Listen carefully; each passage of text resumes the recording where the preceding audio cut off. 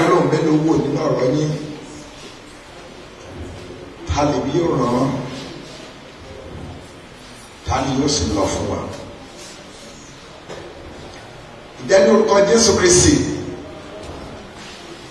àkórí ìdánilẹ́kọ̀ọ́ yìí a rí sínú ibú ẹ̀jẹ̀ ọ̀dàgùtàn. A sì gbàdúrà wípé èmi tẹnu dúró kẹgbà inú mi sọ̀rọ̀ kẹgbà inú mi sọ̀rọ̀. Àwọn tó sì fẹ́ gbọ́ kẹ́mi mímọ́ kó túmọ̀ rẹ̀ kó digi àlọ́yè. Wọ́n jẹ́ fẹ́ kí a gbọ́ jẹ́ kí a gbọ́. Bàbá wọn jẹ́ fẹ́ kí a mọ̀ jẹ́ ká mọ̀. Oore ọ̀fẹ́ láti mú wá sí ìṣe kó wọnú ayé wa. Lópin ìdánilẹ́kọ̀ọ́ náà kí gbogbo ògo kó jẹ́ tiẹ̀ yọ lọ́rùn wa. Ní orúkọ Jésù Kristi olùgbàlà wa. Shout hallelujah somebody. Mo fi gbogbo ògo fún Ọlọ́run ní wákàtí yìí fún oore ọ̀fẹ́ tí Ọlọ́run fún wa láti lè wà ní àárín yín fún ìgbà àkọ́kọ́ irú rẹ̀. Bẹ́ẹ̀ ni mo sì kí àwọn bàbá wa tí wọ́n grant oore ọ̀fẹ́ náà. It's a rare privilege. Mo dúpẹ́ lọ́wọ́ ẹ̀ ní ìgbìmọ̀ gbogbo ẹ̀yin alàgbà gbogbo ẹ̀yin màmá gbogbo àwọn organizers and also the last speaker. Mo kí yín lórúkọ Jésù Kristi. Gbogbo ẹ̀yin ikọ̀ àti ìríjú bàbá mo kí yín wípé ẹ kú iṣẹ́ Olúwa. Olúwa yóò sọ agbára wa dọ̀tun. Ká lè ní yóò ràn ní ohun tí wọ́n ní kí àwa bá ara wa sọ. Mo lè ju ìbéèrè sí yín kí ẹ sì dá mi lóhùn. Ẹ sì lè ju ìbéèrè sí mi káwa kí ó sì lè dáhùn. Ṣùgbọ́n mo fẹ́ ká lọ sínú ìwé mímọ́. Nínú ìwé wòlíì Àìsáyà orí 6. Àìsáyà orí 6. Afẹ́ka ọ̀rọ̀ Ọlọ́run. Isaiah chapter 6 from verses 1 through 11. A good reader, either in English or Yoruba. Bí wọ́n ṣe ń ka ẹsẹ̀ yẹn lọ ká máa fọkàn balẹ̀ tó bá ní bíbélì kó fọ́nù bíbélì yẹn.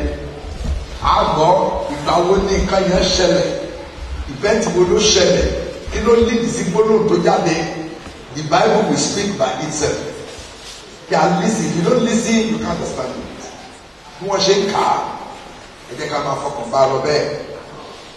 Ní ọdún tí Ìsáyà ọba kú, èmi rí Olúwa jókòó lórí ìtẹ́ tí ó ga, tí ó sì gbé ara sókè. Ìṣẹ́ tí aṣọ ìgúnwà rẹ̀ kún tẹ́ḿpìlì. Àwọn séráfù dúró lókè rẹ̀. Ọ̀kọ̀ọ̀kan wọn ní ìyẹ́ 6. Ó fi 2 bo ojú rẹ̀. Ó sì fi 2 bo ẹsẹ̀ rẹ̀. Ó sì fi 2 fò. Èkíní sì ké sí èkejì pé, mímọ́ mímọ́ ni Olúwa àwọn ọmọ ogun wí. Mímọ́ mímọ́ ni Olúwa àwọn ọmọ ogun, gbogbo ayé kún fún ògo rẹ̀. Àwọn ògbó ilẹ̀kùn sì mì nípa ohùn ẹni tí ó ké. Ilé náà sì kún fún èéfín. Nígbà náà ni mo wí pé, ègbé ni fún mi nítorí mo gbẹ, nítorí tí mo jẹ́ nítorí mo gbẹ nítorí tí mo jẹ́ ẹni aláìmọ́ ètè, mo sì wà láàrin àwọn ènìyàn aláìmọ́ ètè.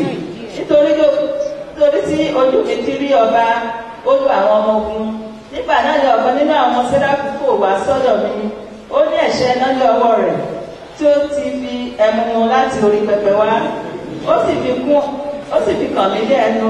Ó sì wí pé, kíyèsí èyí tí kan ètè rẹ. A mú àìṣedéédéé rẹ kúrò, a sì fọ ẹ̀ṣẹ̀ rẹ nù. Èmi sì gbọ́ ohùn Olúwa pẹ̀lú wípé, ta ni èmi ó rán àti ta ni ó sì lọ fún wa? Nígbà náà lè ní wípé, èmi lè rán mi. Ó sì wípé, lọ kí o sì wí fún àwọn èèyàn yìí. Ní gbígbọ́ ẹ gbọ́, ṣùgbọ́n òye kì yóò yé yín. Ní rírí ẹ rí, ṣùgbọ́n ẹ̀yin kì yóò sì mọ òye. Mo mú kí àyà àwọn èèyàn yìí kí ó ṣébọ́, sì mú kí etí wọn kí ó wúwo, kí ó sì dì wọ́n ní ojú, kí wọ́n má bàa fi etí wọn gbọ́, kí wọ́n kí ó má bàa fi ọkàn wọn mọ̀, kí wọ́n kí ó má bàa yí padà, kí a má bàa mú wọn sí àràdá. Nígbà náà lè ní wípé Olúwa yóò ti pẹ́ tó, ó sì dáhùn pé títí àwọn ìlú ńlá yóò fi di ahoro ní àìsí olùgbé àti àwọn ilé ní àìsí ènìyàn àti ilẹ̀ yóò di ahoro pátápátá. Ní ibi tí a kà fún wa tán yìí, ẹsẹ̀ mẹ́jọ àkọ́kọ́ tó wà lórí ìwé yẹn ó sọ nípa bí Ọlọ́run ṣe ń pe àwọn ènìyàn sí iṣẹ́ rẹ̀. Àìsáyà ó jẹ́ ọ̀kan nínú àwọn tí ó wà nínú àwùjọ ńlá, ìpéjọpọ̀ ńlá, the great convocation, tí a sì ṣí lójú níbi tó jókòó sí. Ìyẹn fi hàn wípé ó rọrùn fún àwọn ènìyàn Ọlọ́run láti wà nínú ilé Ọlọ́run kan má dẹ̀ tí ì rí ìrírí Ọlọ́run, kí wọ́n má rí ìran ọ̀run. Ọ̀tọ̀ ni pé mo lọ church, ọ̀tọ̀ ni pé mo ti pẹ́ nínú ìgbàgbọ́, kí irú ẹni bẹ́ẹ̀ má ti bá Kristi pàdé. Ó rọrùn pátápátá, ó wà nínú ìgbàgbọ́ donkey years, ìtọ̀ lábá máa pa. This is somebody àwọn ìgbà wo ló ti máa ń bá wọn péjọ pọ̀ sírò àjọ lábẹ́. Ṣùgbọ́n ní ọdún tá ń pè rí yìí, àkókò tí ìṣẹ̀lẹ̀ yẹn ṣẹlẹ̀, ó wà ní gbọ̀ngàn níbi tí wọ́n ti ń jọ́sìn fún Olúwa. Àlá lójú láti rí Olúwa tí ó jókòó lórí ìtẹ́. Ọ̀kan nínú àwọn ọ̀nà tí Ọlọ́run bá ń pe ènìyàn sí iṣẹ́ rẹ̀ nìyẹn. Ṣùgbọ́n a clarion call was made. Ta ni mo rán, ta ni yóò sì lọ fún wa? Lérí bí àwọn èèyàn ṣe ń jọ́sìn, ìran tó ń rí ó yàtọ̀ sí ohun táwọn tó kù ń rí. Ó rí ìpèníjà láti ní ìran tó rí. Ó rí ohun tí ó ń mú ọkàn Ọlọ́run pòrúurú. Ó rí ohun tí kò mú inú Ọlọ́run dùn. Ó rí pé Ọlọ́run kọminú lórí ipò tí àgbáyé wà. Ọlọ́run sì wá ní tó máa rán láti wo ojútùú sí ìṣòro tó ń bẹ nínú ayé. Ṣùgbọ́n arákùnrin yìí bẹ̀rẹ̀ rẹ̀ bó ṣe rí Ọlọ́run tó Ọlọ́run sì wá ní tó máa rán. Òun kọ́kọ́ rí ara rẹ̀ wípé tó bá jẹ́ ká sọ ní ti ènìyàn owó tí ẹ yẹ. Tó bá jẹ́ pé ká gba ìpè ní owó tẹ́tẹ́ ní tó ń gba ìpè. Ó rí ara rẹ̀ bí ẹlẹ́ṣẹ̀. Ó rí ara rẹ̀ gẹ́gẹ́ bí aláìmọ́. Ó rí ara rẹ̀ gẹ́gẹ́ bí ẹni tí kò yẹ. Tọ́lọ́run lè pè tàbí tọ́lọ́run lè fi ara hàn. Ó kégbe. Bí Pọ́ọ̀lù ṣe kégbe ní ọjọ́ kìíní àná, èmi ẹni òṣì, ta ni ó gbà mí lọ́wọ́ ẹran ara ikú yìí? Arákùnrin kégbe pé bí mo ṣe jẹ́ ẹlẹ́ṣẹ̀ tó kí wá rí Ọlọ́run lórí ìtẹ́, mo gbé. Àjẹpẹ́ ikú dé mò ní pẹ́ kú. Aláìmọ́ ìtè ni mí. Mo wà láàárín àwọn aláìmọ́ ìtè. Kí ni tèmi ti já? Tí wọ́n á ń pè mí, àwọn tó yẹ, àwọn tó mọ́, àwọn tó ti wà bẹ̀ ṣáájú, they are there. Àfihàn àwọn sì wá jẹ́ èmi tí ò tiẹ̀ yẹ, èmi tó kéré jù lọ the least of all the people. Bọ́dà lè mọ tún ṣá, báwo ló ṣe máa kàn mí? A sì wá rí àwọn ìgbésẹ̀ tí Ọlọ́run gbé. Bẹ́ẹ̀ ni aláìlera gan Ọlọ́run máa ń lò jù. O lè rí ara rẹ gẹ́gẹ́ bí ẹni tí kò mọ̀, bẹ́ẹ̀ ni. That sense of remorse tó show. Ẹ̀mí ìrẹ̀lẹ̀ tó wọnú rẹ lọ lójú ẹsẹ̀ pé mi ò jẹ́ nǹkankan. Ìdá aláìmọ́ ètè, ẹlẹ́ṣẹ̀ ni mí. That sense of remorse ó múná Ọlọ́run dùn. Kó rí ara rẹ̀ gẹ́gẹ́ bí ẹni tí kò jẹ́ nǹkankan ó múná Ọlọ́run dùn. Kò gbé ara ìgbà wípé mo ti rí Ọlọ́run yẹ àwọn tó ti wà bẹ̀ láti dá ìwọ̀n rí Ọlọ́run nínú kò kí gbéraga bọ̀ ó rí ara rẹ̀ sílẹ̀. A sì wá rán wòlíì ó lọ fi ẹyin náà kan ahọ́n rẹ̀. Ahọ́n yẹn tó ní ó ń gbé láàrin àwọn aláìmọ́ ètè. Ìwọ náà ọ̀rọ̀ tó jáde lẹ́nu rẹ ọ̀rọ̀ ibi ni. Ahọ́n yẹn àti sọ di mímọ́. Ìwọ gan fúnra rẹ ó ti di mímọ́ torí iṣẹ́ ta fẹ́ gbé lọ lọ́wọ́ iṣẹ́ mímọ́ ni wàá dẹ̀ ṣe. Ìgbà púpọ̀ ni Ọlọ́run máa rí àwọn ènìyàn tí òun fẹ́ lò fún iṣẹ́ rẹ̀. Èyí tó sì jẹ́ pípọ̀ ọ̀pọ̀lọpọ̀ wọn ò tí ì ní ìmúra sílẹ̀. Onírúurú ọ̀nà lọ́lọ́run là kalẹ̀ láti fi pe ìhàrẹ́lẹ̀ tó ti múra sílẹ̀ tọ́lọ́run tó gbé èyí tí ò múra Ọlọ́run á gbé. Omi ìgbà máa wọ́n pé kọ́lọ́run kó gbà á gbàdúrà Ọlọ́run lè má gbé. Bá a ṣe rí pé tábà ti wà nínú Ọlọ́run ká ń gbàdúrà abẹ́rẹ́ wípé kọ́lọ́run kó bí sí wa ẹ̀mí mọ́ wọnú mi ẹ̀mí mọ́ wọnú mi àwọn kan máa ìmáàjì pé àwọn kan sọ àsọtẹ́lẹ̀ àwọn kan fèdè fọ̀ á ní òun tó ti pẹ́ nù rẹ̀ òun kò fèdè fọ̀ òun kò sàsọtẹ́lẹ̀ kí ni ohun tí èèyàn lè ṣe láti máa fèdè fọ̀ kí ni ohun tí èèyàn lè ṣe láti sọ àsọtẹ́lẹ̀ ṣùgbọ́n àwọn èèyàn gbàgbọ́ wípé tí èèyàn bá ti sọ àsọtẹ́lẹ̀ yẹn ó fi hàn wípé òun ló súnmọ́ Ọlọ́run jù tí kò sì rí bẹ́ẹ̀ èèyàn lè sọ àsọtẹ́lẹ̀ kí ìgbàlá jìnnà sí èèyàn lè sọ àsọtẹ́lẹ̀ kó má jí ní ìrírí ìgbàlá èèyàn lè sọ àsọtẹ́lẹ̀ kó má tẹ̀ tí bọ́ Ọlọ́run pàdé ṣùgbọ́n tó ṣẹlẹ̀ ní kóńkóń tó bá ti dé òun èlò nínú ayé kò sẹ́lẹ̀ tí Ọlọ́run ò lè lò fún àǹfààní rẹ̀ gẹ́gẹ́ bí àkọ́tí à ń kọ́ akọ àwọn ọmọ Ísírẹ́lì ní ìgbèkùn lọ sí Bábílónì ọba tí kò gbàgbọ́ ló kó wọn lọ ṣùgbọ́n ìgbà tó tó àkókò tí Ọlọ́run fẹ́ dá wọn padà ọba aláìgbàgbọ́ náà ni Ọlọ́run tún lò Ọlọ́run sọ nínú Àìsáyà wípé ìwọ Kírúsì ó tẹ̀jẹ́ pé o kò mọ̀ mí ṣùgbọ́n mo fi àmì òróró yàn ọ́ láti mú ìpinnu mi ṣẹ kò mọ Ọlọ́run òun náà ni Ọlọ́run lò tó decree in 445 BC wípé káwọn ọmọ Ísírẹ́lì tó bá nífẹ̀ẹ́ àti padà sí Jerusalem kí wọn tó padà ọba tí kò mọ Ọlọ́run ni. Jésù lọ sí Jerusalem Bíbélì sọ fún wa wípé àwọn èèyàn tẹ aṣọ sí ilẹ̀ ìmọ̀ ọ̀pẹ òun tó ṣẹlẹ̀ ní wípé kẹ́tẹ́kẹ́tẹ́ ó yẹ kó máa rìn ní orí òkúta nípọ́lẹ̀ ṣùgbọ́n tó ṣẹlẹ̀ ní pé àwọn èèyàn fẹ́ yẹ Jésù sí wọ́n fẹ́ bu ọlá fún Jésù ṣùgbọ́n nítorí wípé kẹ́tẹ́kẹ́tẹ́ gbà wípé kí Jésù jókòó lórí òun ọlá tó yẹ kí Jésù gbà kẹ́tẹ́kẹ́tẹ́ gbé nínú rẹ̀ torí kọ́ wà lórí ẹ̀ ṣùgbọ́n kẹ́tẹ́kẹ́tẹ́ tó ń rìn bó ṣe ń rìn yẹn wọ́n àdìmáyà àwọn ènìyàn bó ṣe ń ṣẹ́jú wọ́n àdìmáyà àwọn ọmọ kéékèèké ẹ̀wọ̀n bí kẹ́tẹ́kẹ́tẹ́ ṣe rí torí pé wọn ò rí rí kì í ṣe ìgbà gbogbo náà ń gbé kẹ́tẹ́kẹ́tẹ́ jáde ẹ̀sán ní ìgbà náà ṣùgbọ́n ojú kẹ́tẹ́kẹ́tẹ́ ìrọ̀pọ̀lọpọ̀ wò kẹ́tẹ́kẹ́tẹ́ wọ́n rìn lórí aṣọ àti ìmọ̀ ọ̀pẹ wọ́n tẹ̀lé gbogbo ń gbà nínú iyì àti ògo àti ọlá Ọlọ́run ṣùgbọ́n sí ìyàlẹ́nu bí Jésù ṣe wọ Jerúsálẹ́mù tó gbòòlì lọ àwọn ọmọ nípa kẹ́tẹ́kẹ́tẹ́ àdáwọ̀ ní ẹ̀nà bí kẹ́tẹ́kẹ́tẹ́ kò lè wọnú tẹ́ḿpìlì pẹ̀lú rẹ̀ ọ̀pọ̀lọpọ̀ náà ni a lè pè lónìí kí a lò kó tó gbé ìlú àlùpàdì ṣùgbọ́n tó Ọlọ́run lò ọ́ ìyẹn ó ṣe pàtàkì wípé ìjọba ọ̀run ti súnmọ́ Samsoni ń gbé ti Gaza ó fàyà jẹ́ àwọn kankan mi wà tó ń pè ní landing spirit àwọn kankan mi wà tó ń pè ní indwelling àwọn kankan mi wà tó ń pè ní infilling jẹ́ this category of the spirit of God nígbà tí èèyàn bá fẹ́ bẹ̀rẹ̀ olófà náà kìí jẹ́ pé ẹ̀mí mọ́ kìí sábà sọ̀kalẹ̀ wọn torí àwọn ọ̀tá fẹ́ bẹ̀rẹ̀ Olúwa mísìmí kó tó gbà dẹ́ ìdẹ́jì Olúwa wọnú mi ó tún yẹ wí Olúwa gbẹ̀mí wọ̀ ewu ọlọ́fẹ́ kọ́kọ́ mi ṣe ìwọ gbà tó ń bẹ̀rẹ̀ tó ọmọ tó ń bẹ̀rẹ̀ mísìmí wọnú mi kúnú mi gbẹ̀mí wọ̀ agbára fún mi agbára wọ̀ mí kí ló fẹ́ fọ́gbára wọn ṣe you don't even know what you are asking for when they say ask for the Holy Spirit is it the indwelling of the Spirit of God you are looking for or is it the infilling of the Holy Spirit you are looking for or the landing torí landing ni wípé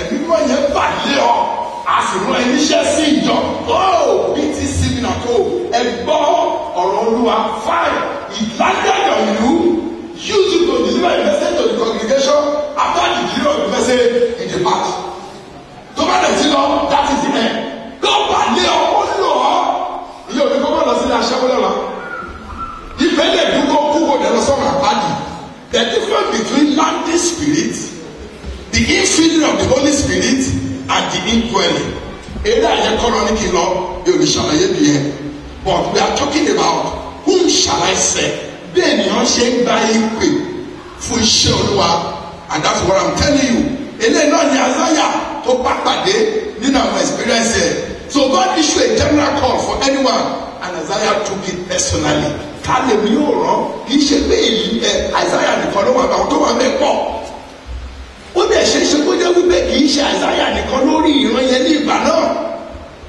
ìgbà tá a fẹ́ bí Jésù pé wọ́n ní àtọ́ yóò rán yóò bímọ gbogbo obìnrin bẹ̀rẹ̀ sí pa ara wọn mọ́ dádì mo gbàgbọ́ wípé kì í ṣe Màríà nìkan ló pa ara rẹ̀ mọ́ níjọ́ tá a sọ tẹ́lẹ̀ yẹn jáde wọ́n bọ̀ ṣùgbọ́n tó ṣẹlẹ̀ ní pé ẹnìkan náà ní òbí bí Mary òbí Elizabeth lè bí bí Elizabeth òbí Anna lè bí gbogbo náà ló pọ̀ tó ń pa ara wọn mọ́ ṣùgbọ́n nígbà táńgá nìyẹn máa yọ sí ó ní ìwọ́n ti rí ojú rere lọ́dọ̀ Ọlọ́run ẹnìkan náà ní òrí bí Mary òrí Elizabeth lè rí so ìwọ náà gẹ́gẹ́ bẹ́ẹ̀ nìkan when you are in the presence of the Lord forget about any other person in the service of God but wípé you and your God forget about others ìgbà mi tán bá wá sí nísìn adago mẹ́rin ọ́fíìsì adago mẹ́jọ màmá bá wọn bẹ̀ ó kà àwọn tó fẹ́ bẹ́ẹ̀ yẹn why can't you be among the people táwọn ìṣẹ̀lẹ̀ máa sọ pé àbá wọn bẹ̀.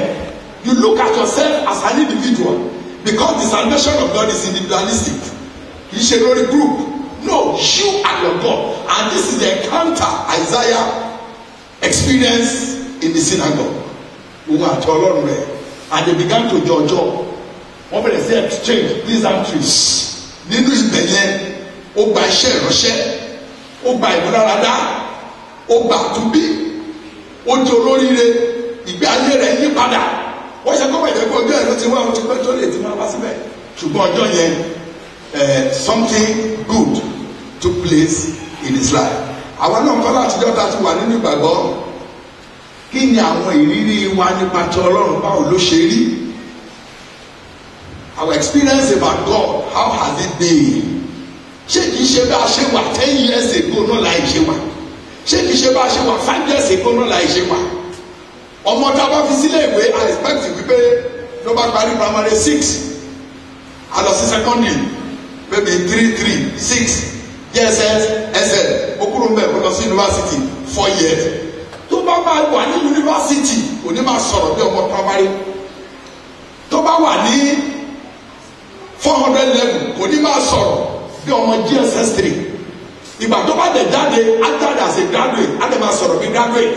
Aṣọ òyìnbó bí graduate kò ní sọ̀rọ̀ bí ọmọ secondary kò ní sọ̀rọ̀ bí ọmọ primary. Àwa náà nínú ìjọ Ọlọ́run we have categories. Ọ̀pọ̀lọpọ̀ ò fẹ́ dàgbà ibi tó wà yẹn náà ìwà. They are living their life in mediocrity. Ohun tó ṣẹlẹ̀ ní pé you as an individual ó yẹ kó tẹ̀lé mọ̀ ìkankan mi wà tí o lè bá pàdé ẹnìkan kan fi lọ ẹ kí wọn náà sọ pé no àwọn toddler Christian yẹn not people like us pé àti dàgbà kọjá level yẹn. How many of you are glad to tell somebody wípé mo ti dàgbà kọjá class yẹn I'm not for that class. Àwọn ọdún class tí o ti mọ ọdún pé ní ìgbàgbọ́ tí o ti ní Jésù tí o ti ní ẹ̀mí mímọ́ nìyẹn ṣùgbọ́n àwa àti kọjá class yẹn how many of us will be proud of that? Are you still in the kindergarten? Are you still in the primary? Then tí orí ara rẹ gẹ́gẹ́ bẹ́ẹ̀ ni tí Ọlọ́run lè gbé ọwọ́ lé tàbí orí ara rẹ gẹ́gẹ́ bẹ́ẹ̀ ni tí kò lè wúlò fún Ọlọ́run. Orí ara rẹ gẹ́gẹ́ bẹ́ẹ̀ ni tó lè ṣe òṣìṣẹ́ fún Ọlọ́run. Kì í ṣe gbogbo ènìyàn náà ló máa jẹ́ àlùfáà. Everybody cannot be a pastor. Even though we have many pastors today, pastor Paul, but the men of God are few. So anybody knows about the pastor, I'm a pastor fire. I'm a prophet, yeah. I'm an evangelist, yeah. Ṣùgbọ́n Ọlọ́run máa wọ́n tó ń pè. Ọlọ́run máa wọ́n ti ṣe tiẹ̀. Not all pastors are men of God. Ọlọ́pàá kan bí níjọ́ kan gbà tó bá ní road block ó ní excuse me, are you a pastor or you a reverend? Ó tún wá wojú ẹ̀ ó ní yes, ó ní I'm a pastor. Ó rẹ̀ ní ó ní are you a pastor or reverend? Ó ní I'm a pastor. Ó wá ní kí n máa lọ. Ó tún déwájú, ó tún bá kan pàdé. Ó wà ní wíwá sọ particular, ó fún un. Ó wo driving license mi. Ó ní pé kọ́là mi ni mo fi ya passport ibẹ̀. Ó wò ó ní. Are you a pastor? Ó ní no. Ó ní who are you? Ó ní I am an Alhaji. Oh no. Ó ní Alhaji cannot have something like this on the neck. Okay, àwọn èèyàn wo ló mọ̀ bọ́ máa ń ní ó ní pastor ni. Gbàtọ́ rí bá ojú mi ní pé are you a pastor? Only the reason is this. Only on this road 2 weeks ago, only a certain man was passing by. We look at him as a reverend gentleman. As the damo to a draw, reverend gentleman, no.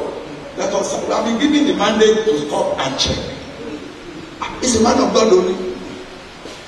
Or call a check, not the man of God. What if that come out shibu to it?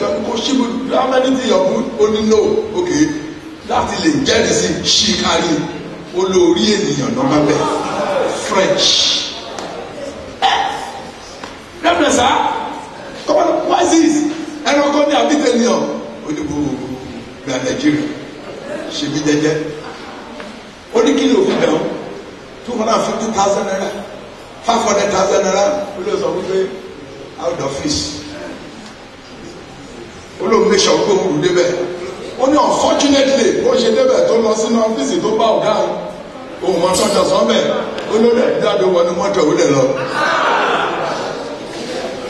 tó parí sí nìyẹn ó ní sọ ó láti gbà náà làwọn náà ti sọ wípé bó jẹ rí pé o tó rí méjì tó wà ní gúùtù tó bá ti rí òun náà gbé wọn sí kọ̀nà gbogbo ó ní tó bá lè fún un nítorí wọn á ní kó máa lọ́dọ̀ọ́rí kó gbọ́dọ̀ ọ̀gá wọn á rí lísì rẹ̀ ó ní sọ ó láwọn ògbàgbọ́ wípé anybody tó bá ti rí oṣù kọ́là pé is a pastor unless you prove yourself beyond any reasoning power. So the word pastor has been bastardized. And that is why you can never see my car with label clergy or missionary. I want to be a candidate of heaven, a heavenly citizen, not to parade myself as a pastor with empty barrel. Kí n jẹ́ ọmọ Ọlọ́run ó tẹ̀lé lọ. Tẹ́lẹ̀ ọba dé àlùfáà I respect him. What I'm saying in effect is that anybody can be a pastor. But everybody cannot be a man of God. We have many pastors, but we have few men of God. Bákan náà nínú ìjọ Ọlọ́run lónìí kì í ṣe gbogbo àwọn tó wà ní ìjọ Ọlọ́run náà ni onígbàgbọ́ gbogbo kì í ṣe ọmọ Ọlọ́run gbogbo kan ní candidate ọ̀run ṣùgbọ́n ó dé bẹ́ẹ̀ lórí bó bá ṣe bá Jésù pàdé sí. That will be your testimony. Then arákùnrin yìí nígbà tó Ọlọ́run pẹ́ pé ipò tá a láyé wà nìyí. Àwọn èèyàn jí àwọn owó èèyàn tí mo fẹ́ràn láti ṣiṣẹ́ tọ̀ that is not wrong. He personally accepted to do the work singly, not among the majority now. Personal encounter, and he did so because of three factors: one, opportunity; two, ability; and three, desire. Opportunity ni wípé ohun tó Ọlọ́run fẹ́ ṣe is timely. Tó bá sì wájẹ́ wípé àkókò ìkan Ọlọ́run nídìí ẹni náà opportunity wà fún oníṣẹ́ either to accept ó ṣeṣe kọ opportunity máa fi wáyé mọ́ since a clarion call has been made Ọlọ́run nílò rẹ̀ ènìyàn bẹ́ẹ̀ ní àkókò yìí let me signify wípé kọlọ́run kó lò mí bí àgbà òdìdé ọmọdé lè dìde then ability ǹjẹ́ mo lè ṣe orí ara rẹ̀ was mindful of his frailty. Pé aláìlera ni mí mo gbé dàgbà láàrin àwọn aláìmọ́ ètè mi ò jẹ́ he was talking about his inability ṣùgbọ́n àwọn ọkàn ọ̀run sọ fún mi pé you are able you are competent in doing this work àti fi competency ẹ̀ hàn ó lè gbìyànjú láti seize the opportunity then the desire to do it he has the passion pé àwọn ènìyàn these people they are suffering Ọlọ́run ti gbìyànjú ní gbogbo ọ̀nà. Gbogbo ìgbìyànjú Ọlọ́run láti restore àwọn ènìyàn wọ́n padà sọ́dọ̀ rẹ̀ prove about him. Inú Ọlọ́run sì dùn. And God has a purpose for making these people his own children. Ẹ̀rọ gbígbé ìgbàtí gbogbo ayé tó ti dẹ́ṣẹ̀ tó ti gbà wípé Ọlọ́run ò jẹ́ kankan. Ọlọ́run ti pa wọ́n tì. Ọlọ́run lọ sí ìlú Mesopotamia tó lọ gba Abraham ní ìlú Uri ti Kàlédíà. Abraham àbọ̀ ó fẹ́ kó bí ọmọ fún mi. Ohun tó dẹ̀ máa ṣẹlẹ̀ ní pé tó bá ti bí ọmọ yẹn èmi pẹ̀lú wọn gbogbo alápapọ̀ àwọn ní àṣepọ̀ kan láàrin ara wa and tí yẹn bá dẹ̀ wá ṣẹlẹ̀ I will now condescend to your level then I will give you a law ìta máa gáàdì àwọn méjèèjì ká má bàa kọlu ara wa wàá bímọ fún mi so that children will be a model to the whole world. Nígbà tó bá dé àṣepọ̀ tó wà láàrin wa tó mú rọ àwọn kèfèrí tí mo ti pàtì will be jealous of us àwọn sápadà sọ́dọ̀ wa. This was the aim of God. Ọlọ́run ṣe pé Abraham sì gbà ó sì bímọ fún Ọlọ́run sì bless ẹ̀ gbogbo prophesy Ọlọ́run nípa ẹ̀ came to pass wọ́n sì dàgbà ìfẹ́ Ọlọ́run ní pé they should shine to the world. Ọlọ́run wá fún wọn ní òfin ṣùgbọ́n tó ṣẹlẹ̀ ní pé wọ́n bá Ọlọ́run dá májẹ̀ ní pé gbogbo tẹ wí àwọn òṣìṣẹ́ but pity enough wọ́n gbé òfin yẹn ní àtàrí wọ́n kàn sọ fáwọn èèyàn wípé ẹ̀yin kèfèrí aláìkọlà ní àwa ní sàkọlà àwa mọ Ọlọ́run fún wa ní òfin ẹ̀ẹ́dẹ́yìn bá jẹ́ ọmọ Ọlọ́run òfin tó Ọlọ́run fún yín náà Ọlọ́run òfin yín lófin ẹ̀mí kankan ṣe pọ̀ pẹ̀lú rẹ̀ ṣùgbọ́n àwa ó fún wa lófin ẹ̀rí òfin náà nìyí ọmọ Ọlọ́run ni wá ṣùgbọ́n kò sí kankan nínú òfin yẹn tí wọ́n pamọ́ wọ́n lè ti pa Ọlọ́run dá mẹ́jẹ̀ pé gbogbo tó wí ìdáhùn ṣe mo tó ń pa wọ́n kú nìyẹn kí Jésù tó wá sáyé kí òfin tó dé ẹ̀ṣẹ̀ ti wà nínú ayé ṣùgbọ́n àkókò ẹ̀ṣẹ̀ sí èèyàn lọ́rùn kéde tí òfin dé ni òfin bẹ̀rẹ̀ sí sọ fáwọn èèyàn wípé ẹ̀ṣẹ̀ lélẹ̀ Paul àkọsẹ́ ni wípé Olóhùn mọ̀ wípé láti ṣojú kòkòrò ẹ̀ṣẹ̀ ni ọ̀tí tó orí kà nínú òfin wípé ìwọ ṣojú kòkòrò Olóhùn mọ̀ wípé ẹ̀ṣẹ̀ ni thou shalt not covet ẹ̀ṣẹ̀ òfin ló lè reveal sin. A sọ fún ọ pé ẹ̀ṣẹ̀ ni yóò o ti dẹ́ṣẹ̀ ṣùgbọ́n kò fún ní any solution. O ti dẹ́ṣẹ̀ ìjìyà ẹ̀ nìyí. Kí ni solution? The way out. The Lord will not tell you that. So bó ṣe ń gbé ìgbé ayé wọn nìyẹn wọn tẹ̀ bìkítà nípa ti Ọlọ́run and the purpose of God for them became defeated. Ta ni wọ́n rán láti lọ sọ ọ̀rọ̀ mi fún àwọn èèyàn wọ̀nyí? Ta ni wọ́n rán láti lọ bá wọn sọ̀rọ̀? Ta ni wọ́n rán láti sọ fún ìwọ ọ̀nà tí wọ́n rìn lọ yìí? It's not the best. They should come back to me. I don't want them to perish. I don't want to leave them. Mi ò fẹ́ fún wọn sílẹ̀, mi ò fẹ́ kó bá wọn, mi ò fẹ́ kó ṣègbé. Àwọn nìkan ní hope mi. Tó bá dẹ̀ ní pé wọ́n rí wọn ṣe rìn dẹ́, the purpose of selecting them is defeated. So God has always been looking for somebody who will be in the gap to intercede on his behalf. And this is exactly what this man has chose to do. Wọ́n sì wá bẹ̀rẹ̀ nínú ìdíje àkàtọ́ pé títí di ìgbà wo ni iṣẹ́ yìí yóò last. Ó sọ fún ọ níbi tá a kàtọ́ lẹ́ẹ̀kan. Lọ sọ fún ọ iṣẹ́ tí mo fẹ́ràn bó ṣe rí nìyí. Ó ní àwọn àtúnṣe tí a máa ṣe tó kì í ṣọ̀rọ̀ ọdún kan kì í ṣọ̀rọ̀ ọdún méjì kì í ṣọ̀rọ̀ ọdún mẹ́ta. Títí ohun tí mo fẹ́ kó ṣe yẹn títí wàá fi ṣe parí. The struggle continue. O lè bá ìjákulẹ̀ pàdé, o lè bá ìyà pàdé, kó ló lè bá pàdé, ṣùgbọ́n kí ìfẹ́ mi kí ó wá sí ìmúṣẹ. So a divine call. God has a different way and different method of calling people into his work. Today's method may be different from the former method, and different ministry, different message, and different designation. Ọ̀nà tó Ọlọ́run gbà fi ń gbà wé ni onírúurú ni Ọlọ́run gbà Abraham. Through a divine visitation, olùkọ́ Ọlọ́run ṣe pé Joseph ń kọ́ láti ojú àlá Ọlọ́run ti pè é. Mósè ń kọ́ ó gbọ́ ọ̀hún láti inú ọ̀wọ́ iná.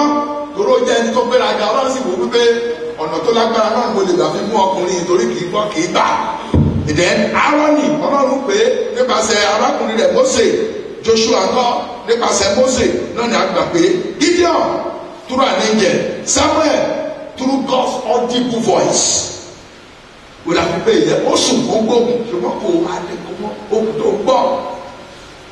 Aṣàmà gbóhùn yẹn ọ̀ntì tí àlùfáà sọ fún pé tó bá tún gbóhùn yẹn dáhùn ó sọ pé èmi nìyí Olúwa speak for your servant hear it.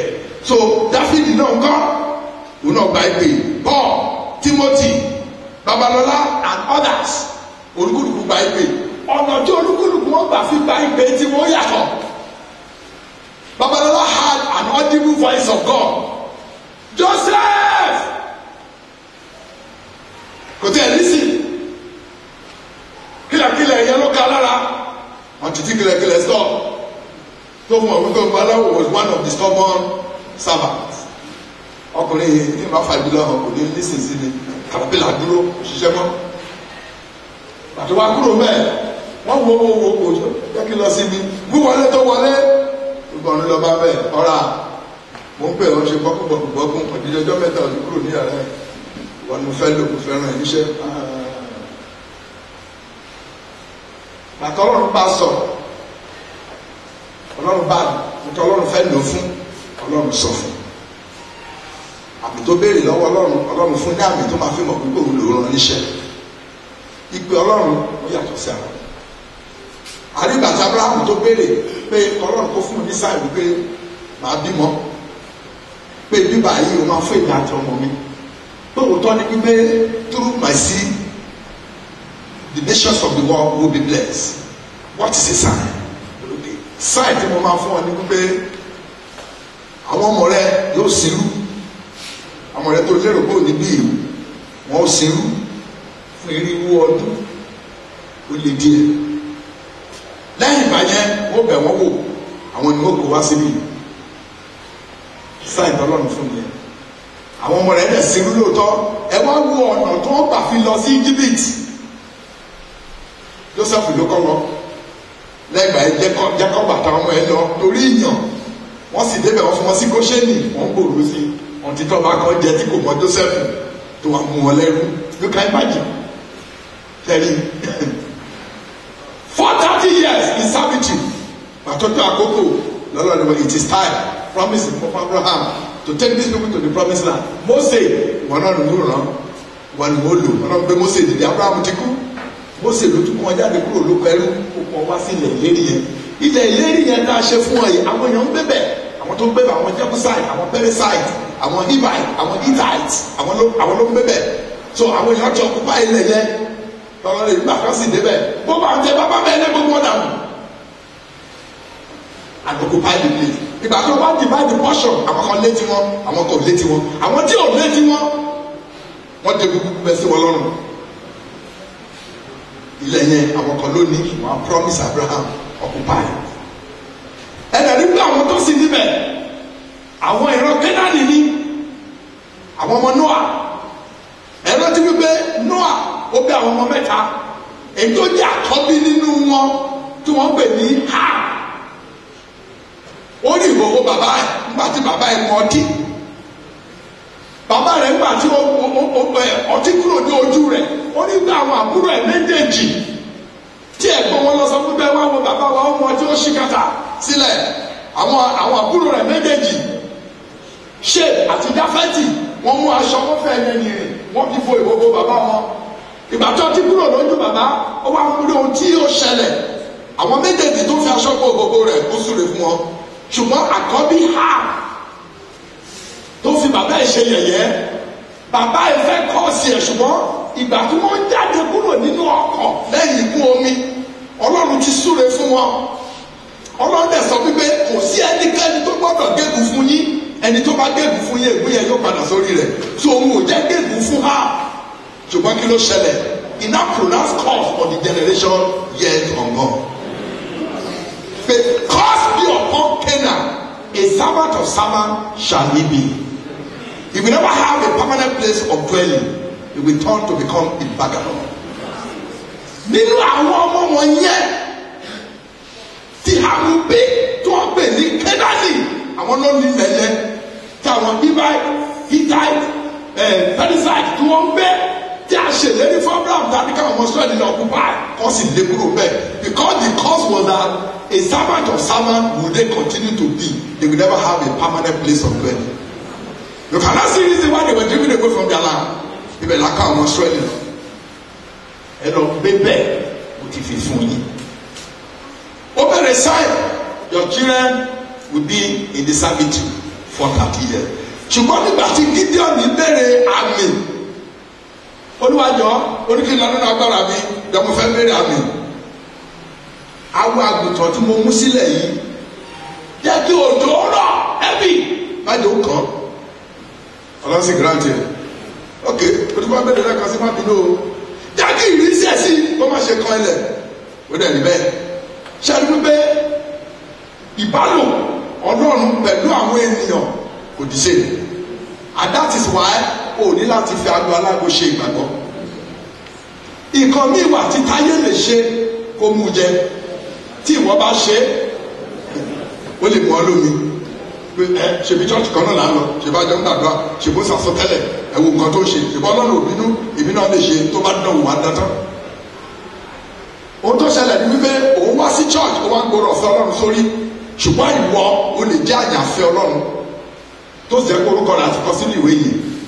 tó bá rí bẹ́ẹ̀ nìkan ṣe ohun tí ò dáa you no need to be a carbon copy ohun tí ò dáa pé ó ṣe ohun tí ò dáa ìwọ náà fẹ́ kọ́pì ẹ̀ no orí táyé yàtọ̀ sí Kẹ́hìndé ẹ jẹ́ kó máa ṣe tó bá lè correct ẹ̀ tó bá lè correct ẹ̀ don't follow his way otherwise ẹ̀ méjèèjì lẹ́jọ́ lọ sọ̀rọ̀ àpáàdì papọ̀ ìwọ ló máa sọ wípé no bí ẹnìkan tiẹ̀ ṣe irú ẹ̀ èmi ò jẹ́ ṣe because I am a candidate of heaven.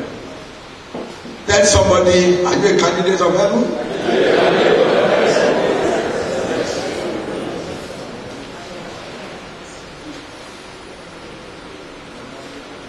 Bí Ọlọ́run ṣe ń gbé onírúurú àwọn ènìyàn ipò onírúurú wọ̀nyẹn either as a Christian leader bí Ọlọ́run bá pè ọ́ ó lè jẹ́ wípé ìfẹ́ Ọlọ́run tó ní the body desires of God for God's work òun náà ló máa rẹ̀ láti gbà wípé iṣẹ́ báyìí mo fẹ́ ṣe but in case of prophet Isaiah is a case study tí a yẹ̀wò bó ṣe gba ìpè tirẹ̀.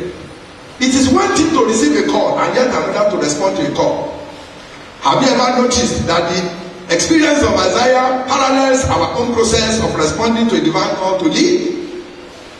Bó ṣe gba ìpè tọ́lọ́run pé bó ṣe respond ṣé a rí wípé ó wà ní ìbámu pọ̀ pẹ̀lú bí àwa náà ṣe respond sí ìpè lónìí. Yálà lójú àlá lọ́rùn ti fi náà hàn, yálà nípasẹ̀ wòlíì, nípasẹ̀ àlùfáà, òun àti bá wa sọ̀rọ̀, how we responding. Ó rí ìran náà, ó gba ìran náà gẹ́gẹ́ bí Isaiah chapter 6 ti wí, ó dẹ̀ tún rí ìran ara rẹ̀, ó wá rí ìran iṣẹ́ ìránṣẹ́. At least 5 stages in the process apply to us. 1. Ìran Ọlọ́run tá Isaiah rí face to face lórí Ọlọ́run sójú. Kì í ṣe gbogbo èèyàn ló lè rí Ọlọ́run ní ojúkorojú. Babalọ́lá ó gbìyànjú láti rí Ọlọ́run ní ojúkorojú. Ó kùnà. Mósè gbìyànjú láti rí Ọlọ́run ní ojúkorojú. Ó kùnà. Mósè bẹ Ọlọ́run ní lẹ́rọ. Wọ́n fi ọ sínú pàlàpàlà òkúta.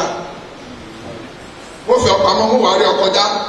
Nígbà tí bá jáde nígbà tí bá rí ọkọ̀ já wọ́n mọ jáde wọ́n gbà láyè kó orí àwò jíjì ẹ̀yìn mi. O tún mo lè ṣe fún ọ nìyẹn kó orí mi lójúkorojú, you will not be alive to share the experience. Bàbá lọ́dọ̀ ní òfẹ́ rí Ọlọ́run bí a ṣe ń sọ̀rọ̀ mo ṣe ń sọ̀rọ̀ tẹ́ ń gbọ́ mi ìlú pẹ̀lú Ọlọ́run ṣe ń sọ̀rọ̀. Ó gbá Ọlọ́run sọ̀rọ̀ Ọlọ́run ní pé kò possible now, ó ní mo rí ọ Ọlọ́run òkè go for 7 days fasting. 7 days, okay, méje kún, okay, 221 kún, ó gbé 40, Lord, I can't go for that.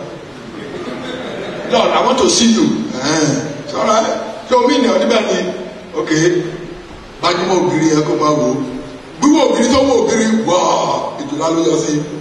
Ọ̀dọ̀ gbólú, Olúwa gbọ́ ọwé àtẹ̀sọ́. Olúwa ní kí lórí?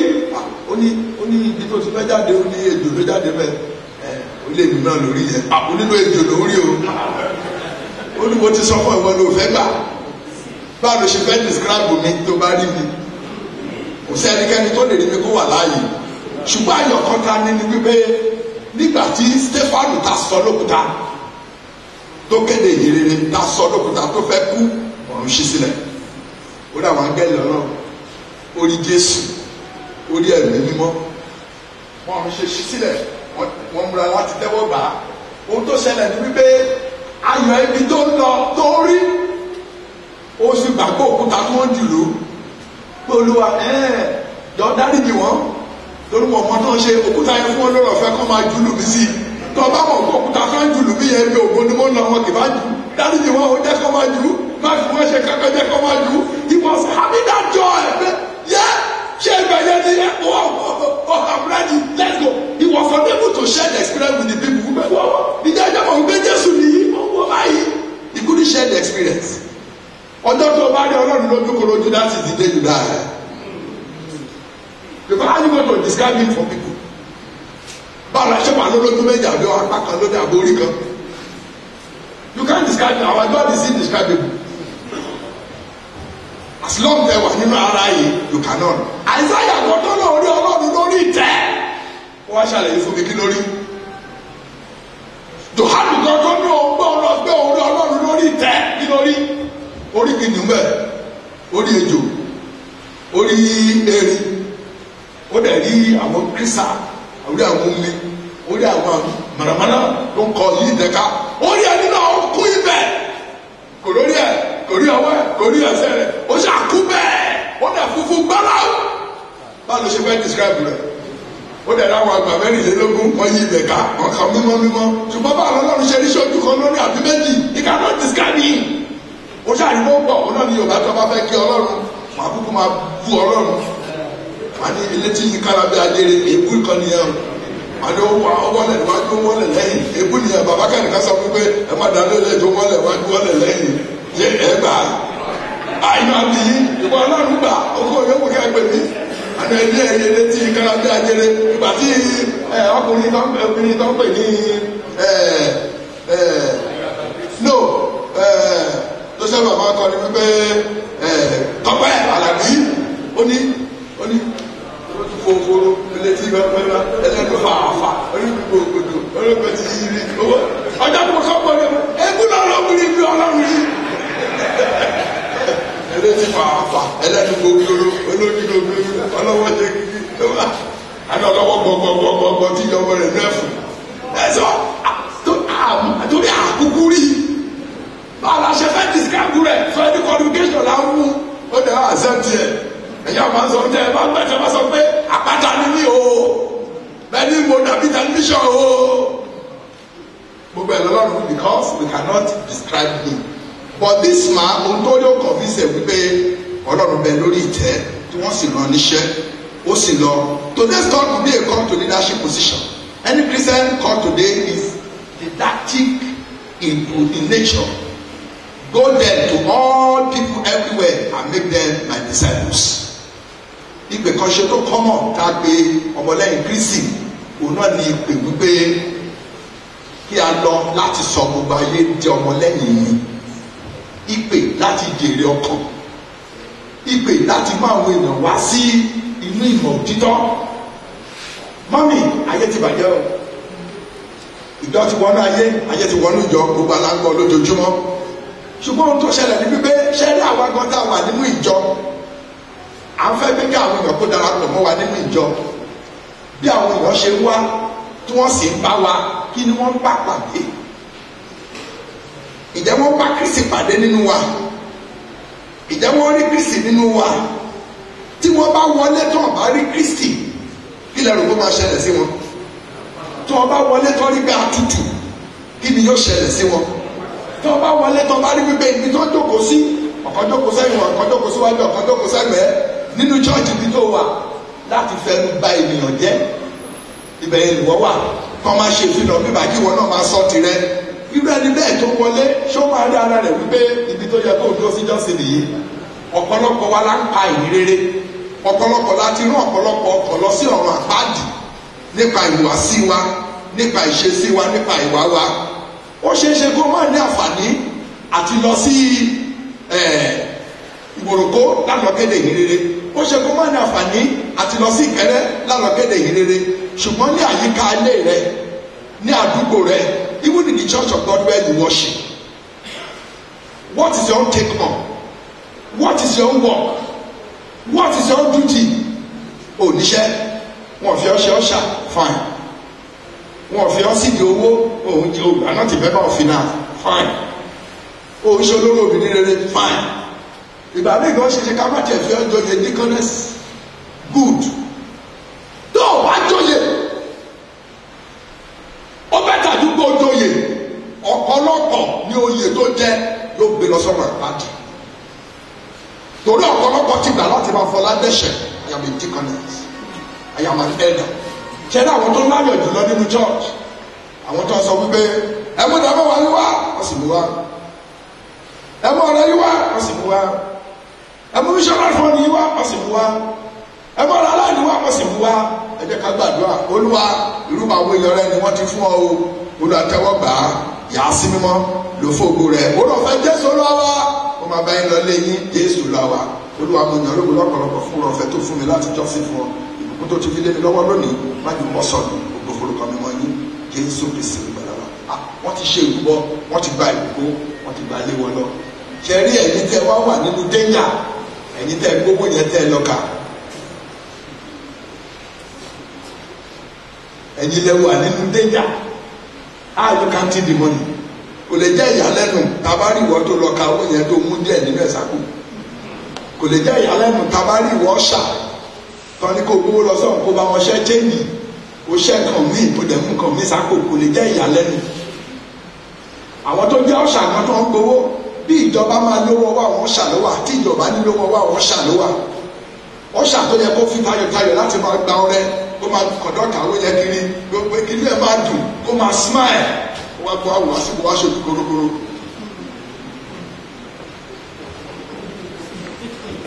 ní ojú fọ́ ṣèbí ìgbà ni mo gbà kọjá lẹ́pẹ́ ẹ̀ níbi lẹ́kọ̀ọ́ ló bá wùyẹ́ fi síbẹ̀ bá mi mọ́ fi síbẹ̀.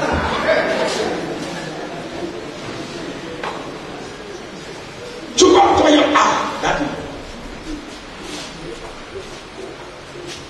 wọ́n tó ṣe fẹ́ fi sí tẹ́lẹ̀ torí kó súnmọ́ inú ẹ̀ dùn òbí ẹ̀ fani wọ́rọ̀s. we want to build. ọ̀ṣà ni ó gba ìpè ó wà níbẹ̀ ìjọ ṣe bó ṣe yẹ kó ṣe tí ò bá ṣe bó ṣe yẹ kó ṣe á tún jẹ̀mí lórí bó jẹ́ ọ̀ṣà tí ò bá kúkú jẹ́ ọ̀ṣà ó bẹ̀ta gbàjáwọ̀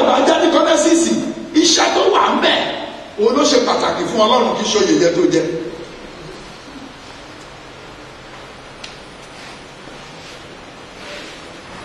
mo já àlùfáà lónìí fine by God's grace. mo já alága fine by God's grace. tabadọ́rùn kò síbi tó máa kọ́ àwọn alága sí. tabadọ́rùn kò síbi tó máa kọ́ àwọn àlùfáà sí. ọ̀rọ̀ àlùfáà alága ibi ìlú dé dúró kọjá bíi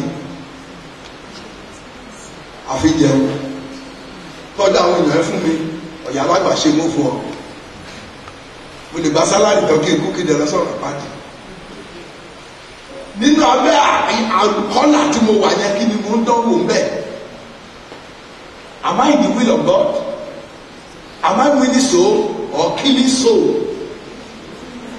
Pastor alágbájá alága ibi báyìí ìwé yàn sí lọ́wọ́. Ṣùgbọ́n àwọn ìyàfẹ́ tí a ti kọ́rúkọ wọn sínú ìwé yìí tí a ti wẹ̀ mọ́. Àwọn ló lọ kọ́là débẹ̀. So kọ́là yẹn kò gbọ́dọ̀ gbé wa lọ sọ̀rọ̀ àpáàdì.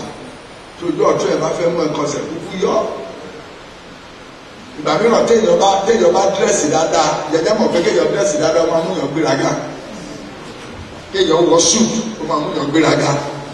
Tí kì í bá sọ̀rọ̀ nípa gbọ́dọ̀ máa wọ kọ́là lórí súùtù fẹ́ máa súùtù. Mo ti rí ọ̀pọ̀lọpọ̀ tó wọ súùtù wọ́n máa gbéraga.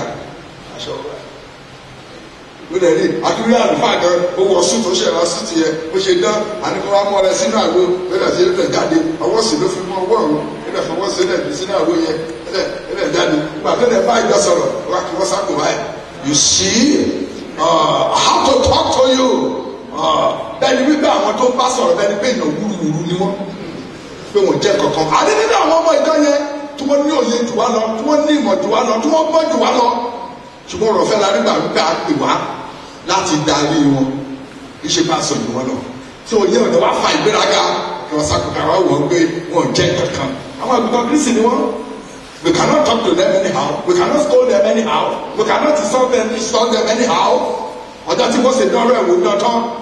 Jẹ́ ká fún lómi mọ̀ ẹ̀yìn ọlọ́run líle ni ọlọ́run sì ní ta ló sọ fún ọ pé gbogbo àwọn èèyàn mi lọ́lọ́run líle. Ọlọ́run kọ́kọ́ gùn ọlọ́run líle o. Ẹni tó ní ráàtà ti pè lọ́lọ́run líle náà nìyẹn. Bó ṣe pè wọ́n ní ọlọ́run líle jẹ́ ká fún lómi mọ̀ ẹ̀yìn ọlọ́run líle nìyẹn. Ó fi ìbínú gbá òkúta òbí tú dáàbì. Bó ṣe ní òòlù fi ògùn fún mi níwájú àwọn èèyàn wọ̀nyí. Let us call it a day. Wá sí orókè please God ọlọ́run sáàkì ẹ̀. God can sack, God can dismiss, God can retrench. Àti ìlíjà náà kò fẹ́ gbéraga sí ọlọ́run sáàkì ẹ̀. Jíjẹ́ ibi tí mo ní kó lọ síbẹ̀ ṣùgbọ́n kí ló ṣe? Inú kàlàbálà òkúta ló lọ sápamọ́ sí. Ọlọ́run jíjẹ́ ìrìn àjò náà jì fún ọ, ọlọ́run fún ní oúnjẹ ló máa take care for 40 days. Bíbélì sọ fún wípé oúnjẹ wọn sì mú oúnjẹ yẹn sufficient láti gbé èrè fódìdí ogójì ọjọ́ àti ogójì òru ṣùgbọ́n ìdíkìjú ní bẹ́ẹ̀ni lọ́rọ̀ tó kò sí. Kí ló ń ṣe nígbà yìí? Ó náà very jealous of you because obìnrin yẹn Jésébẹ́lì yẹn gbogbo wòlíì ló ti pa ó tún wọ ẹ̀mí náà láti pa tí ó bá dẹ̀ ti kú òòdù ní wòlíì kankan mọ́. Mo ní ọ̀gọ́rọ̀ rẹ̀ tí mo fi pamọ́ ẹni tó ti forí balẹ̀ fún èrè for abundance of doubt lọ sí ibi báyìí wà lẹ́nìkan bẹ̀ ó tún kó pẹ̀lú bàbá ẹ̀. That was how Elisha was called. Ọlọ́run sáàkì Elijah ó sì bí kí Elisha. Elisha was a civilized man. Ṣùgbọ́n Elijah tẹ̀lé pé kó wà lórí òkè only to come down to cause woe in Nonity. Ṣùgbọ́n when Elisha came, being a civilized man, he dwelt among men, he fed among men, ó jí òkú dìde, ó perform miracle more than Elijah either. So whatever position God has placed you is a call. Maintain it and do the work. If you fail to do the work, Ọlọ́run lè pààrọ̀ ẹ̀. Tọ́wọ́ ló bá lè pààrọ̀ ó fi ọ sílẹ̀, ó fún ọ ní àyè pé bóyá wàá change. Tó o bá change, o lè dọ́run kó o gba Jésù gbọ́, ṣùgbọ́n o lè má ní èrè. Ṣùgbọ́n tó o bá mọ̀ kó o fẹ́ ní èrè, ipò ká fi ọ sí ipò kan nìyẹn. Tó o bá ní kó o wá jẹ Deaconesses, tó o bá mọ̀ pé o ò lè jẹ, kúkú sọ pé mi ò jẹ. Tàbí wípé o gbà ó ṣiṣẹ́. Wọ́n fún ìgbàdá àdúrà òwà kò ráyè jọ́ká jáde fún ìkéde ìrere olóòlì lọ wá ṣe lé olóòṣe ìpè ẹnu fi ṣeré yẹn o it shall be well with us. I pray that will not be our portion in Jesus' name. Àwọn tó lọ́rùn pè ìpè sí iṣẹ́ aṣáájú nípa aṣáájú ni ẹni tí a pè láti ṣáájú nínú gbogbo, to lead people to many things, lead in prayer, lead in this, lead in that, lead in evangelism. Bọ́lá ló bá sì pè ọ́, ó fẹ́ àwọn èèyàn bíi captain, àwọn bíi director, àwọn bíi councillor. Our body is full of different kinds of resources for God to tap. So Christ liking us to be a builder, to build the church of God. Ara àwọn ìpè náà nìyẹn. Ká kọ́ ìjọ Ọlọ́run, ká build ìjọ Ọlọ́run. Kí ni a lè fi kọ́ ìjọ Ọlọ́run? Ọlọ́run tún pè wá gẹ́gẹ́ bí ọba. Ọlọ́run pè ìjọ gẹ́gẹ́ bí ọ̀mọ̀lé. Ó tún pè wá gẹ́gẹ́ bí ọba. Gẹ́gẹ́ bí a ti kọ́ nínú ìwé kìíní ti kọ́ nítorí kẹta ẹsẹ̀ ìkẹwàá sí kẹẹ̀ẹ́dógún. Kọ́lá Apostolic gẹ́gẹ́ bí ọ̀mọ̀lé. Ọlọ́gbọ́n ọ̀mọ̀lé mo ti kọ́ ṣùgbọ́n olúkúlùkù yín mọ́ lé. Olúkúlùkù kí èsàrà bó ṣe mọ́ lé. Kí ló mọ́ lé tiẹ̀? Ṣé ìkùnsínú ni? Jealousy, backbiting and what have you? Kí ló mọ́ lé tiẹ̀? Bẹ́ẹ̀ni ọba nínú ìwé májẹ̀mú láíláí, ọba tó bá lọ sógun tó jagun tó ṣẹ́gun òun náà fi ń jọba. Ọba tí ọba tí kó tó fèèyàn jọba wà ní kó kọ́kọ́ lọ sógun náà. Tí ọba ti lè lọ sógun kó ṣẹ́gun wọn ní fi jọba. Hòsánà tó ké sí Jésù Dáfídì náà kọ́ ké sí. Hòsánà means save us now. Gbà wá là ní ìsinsìnyí olótùmọ̀ sí. Ọba tó ti wà bíbá yìí ó fara ní wá ìwà tó wá síbi àgbà tiẹ̀ o gbà wá là lọ́wọ́ rẹ o ó ṣe àná.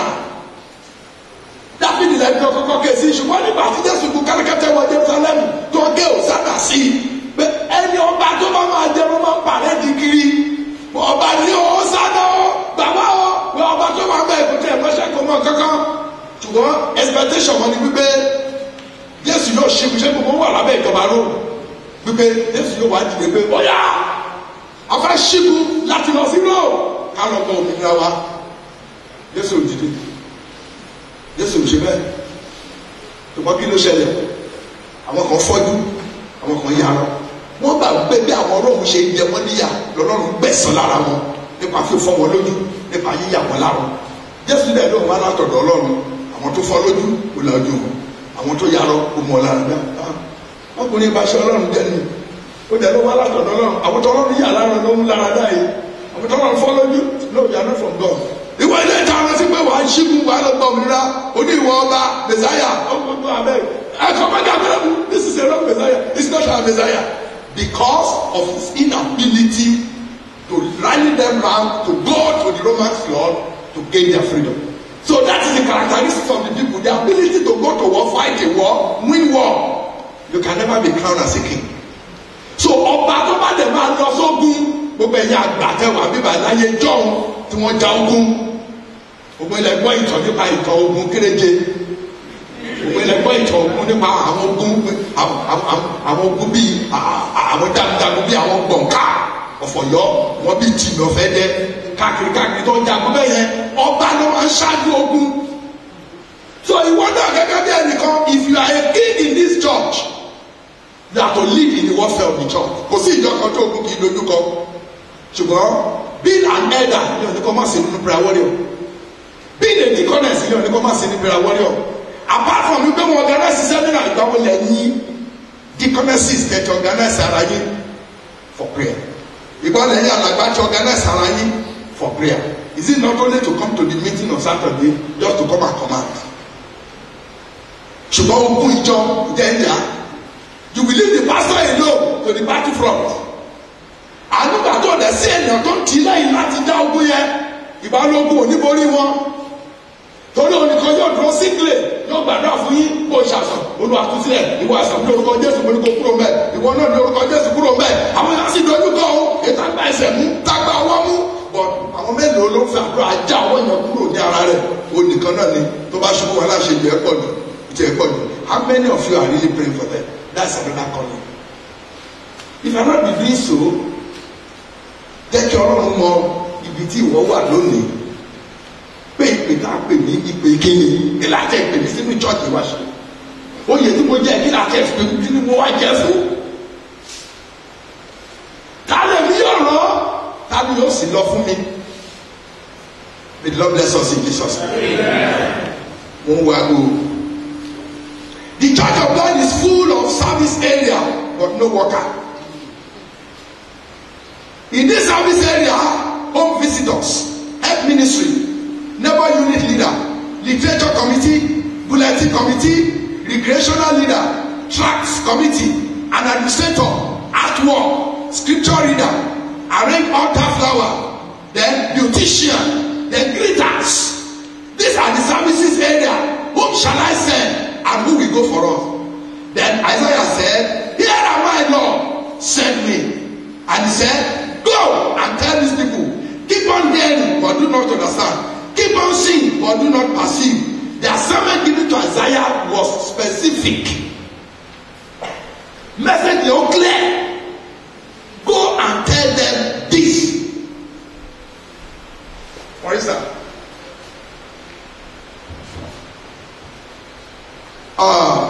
Pastor Ayodele, go.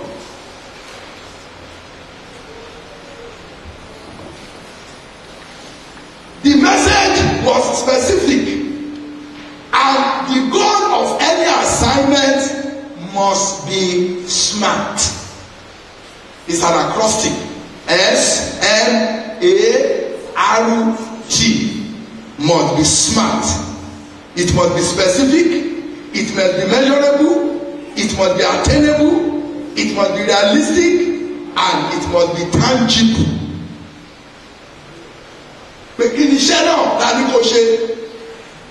Is it realistic? Is it attainable?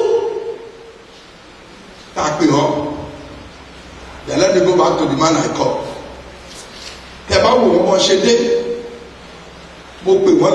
Fine. But one expect because of people, Yarama. He did not say anything. He made Shishelo, he don't to share. Want to most of you not so because that's not the reason why I called you. Not only that, he had the glasses, he began to play with the glasses and the paper. Not only that, he began to look at Baba, he will look at Baba, he will look at me, he will look at the congregation. Chalipe, a call without any specific assignment. So he became a redundant. So after a while, Hatama Fisi na sibi to wa fun iseju mewa mejila, akuro mi to duro si. Iṣẹ́ tó ọ̀nà ló máa lọ gbé. So every leader must discover his own area in the ministry. Come on, the people ṣiṣẹ́ tá a fi lé ọ lọ́wọ́. Tó bá lè ṣiṣẹ́ tá a fi lé ọ lọ́wọ́ máa tún jẹ̀bi nídìí iṣẹ́ náà. Ta lè ní yóò rán kí ni àwọn iṣẹ́ tó wà nínú ìjọ tí wọn náà lè gba ìpèníjà lé lórí wípé this is my area. Sometimes you may go to the pastor and say, sir, I am an instrument in the hand of God. Baba, Elohim, whatever you want me to do to the glory of God, I am ready. Instead of you to be a bench woman. God bless you. Wọ́n sọ fún àwọn èèyàn nílò kan wípé ibi tẹ́ ìjókòó kò sí ìjókòó kan tó permanent. Pé ibi tẹ́ ìjókòó yẹn tẹ́ bá wẹ̀rí tó ń dán. Ibi tó lẹ̀ ń dán yẹn lórí àtijọ́kọ̀ síbẹ̀ tó bá ní kó sùn kò ní fẹ́ sùn. Ní ibẹ̀ yẹn ó dán ní bíbá ni wọ́n ti ń jókòó láti ọjọ́ tó ti wọnú ìjọ yìí. Tẹ́ bá dẹ̀ wo bẹ̀ yàtọ̀ ó ń dán ibẹ̀ lásán sí.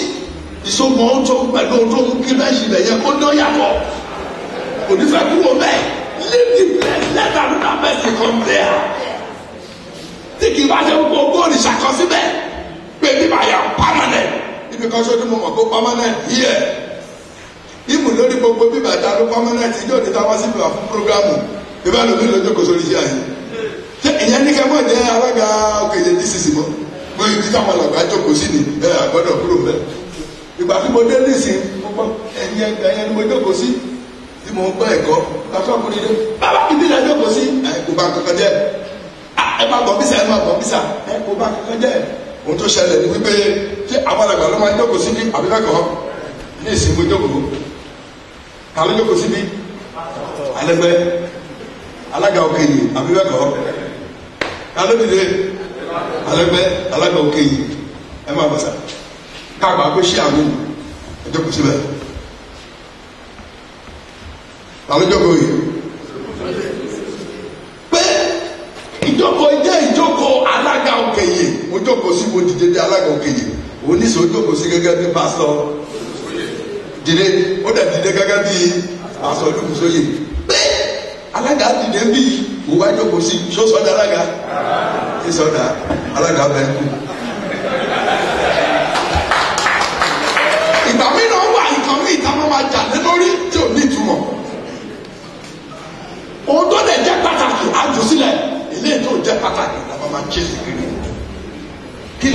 ká ṣe. Thank you, man. It shall be well with us. Keep on hearing, but do not understand. What does someone share and tell them run here? Ní verse 8. Àwọn èèyàn tó fẹ́ lọ sọ fún yìí ní gbígbọ́ kí wọ́n tó máa ṣe gbọ́. Keep on seeing, but do not perceive. This is an aggressive evangelism. And this is the type of evangelism we need in this era. In this era of crimes characterized by juvenile delinquencies. There are a lot of problems happening in the world today, and God is looking for somebody who will stand in the gap. Ọ̀pọ̀lọpọ̀ ti carry the way. Ọ̀pọ̀lọpọ̀ àwọn ọmọ ìjọ wọn ti ṣìnà, wọn ti sọnù. Ọ̀pọ̀lọpọ̀ lè shooting capture. Because ìmú lọ sọ́nà àpáàdì. These are the hectic period in the history of Nigeria, in the history of church, even in the history of Christ Apostolic Church. And this period might be described as a period of incurable growth to actimania, a period of unprecedented sin and violence, a period of economic mismanagement and vendetta, a period of conscience bondage, a period of moral degeneracy, and of course, a period of unparalleled bureaucratic mediocrity. Except if Lord report back to God. I know, Lord, what do you want me to do? People are dying. Who will go for us to rescue them? Ọ̀pọ̀lọpọ̀ ló wà ládùúgbò wa tí ó ti gba Jésù sínú ayé wọn. Ìjọba àwọn ìyá tí Ọlọ́run mú wa lọ́dún pé ìwọ nìkan lọ́fẹ́ fi síbẹ̀ ni. Àwọn tó sì wà lálẹ́ ilé wa, we don't care to win them to the Lord. Ọlọ́run sì wá àwọn tó fẹ́ràn. Olóògì ṣàlùfà, wọn ò gbé ọ, wọn ò rọ ẹ, ìgbà ló fẹ́ràn ẹ. Since you have given your life to the Lord Jesus Christ and you are in this place, you have been given a mandate. You should be able to say, no, I am ready to accept the challenge. Whom shall I send and who will go for us? Ó yẹ kí respond yẹ kó jẹ́, here am I, send me. Here am I, send me. When the Lord wants somebody, here am I, send me. Warrior, àwọn táwọn gbàdúrà táwọn fàdúrà ṣọ fún gbogbo àwọn ọmọ Ọlọ́run. Pray for this nation, pray for this state, pray for this town, pray for the Christendom. Táwọn gbàdúrà táwọn fẹ́ ṣọ́nà òṣìṣẹ́ Olúwa. Ta lè ní yóò rán láti ní ìdáhùn sí ìṣòro tó ṣẹlẹ̀ káàkiri ní àyíká. The body heart and the bended knee tí ó lọ sórí egun rẹ̀ láti sọ pé Olúwa mo rẹ́ni láti jọ kan nínú àwọn tí ó bá ìpèníjà yẹn láti jagun fún ọ. Gẹ́gẹ́ bí Ọlọ́run ṣe ń wá ènìyàn káàkiri ta lè ní òràn jẹ́ ìwọ náà lè fọwọ́ sọ̀yà pé èmi nìyí ràn mí. When you can tell God, Lord, I am ready. Ibikíbi tó bá fẹ́ ràn mí, mo rẹ́ni àti lọ. Here am I, send me. Because the Lord say, whom shall I send? May God bless His word.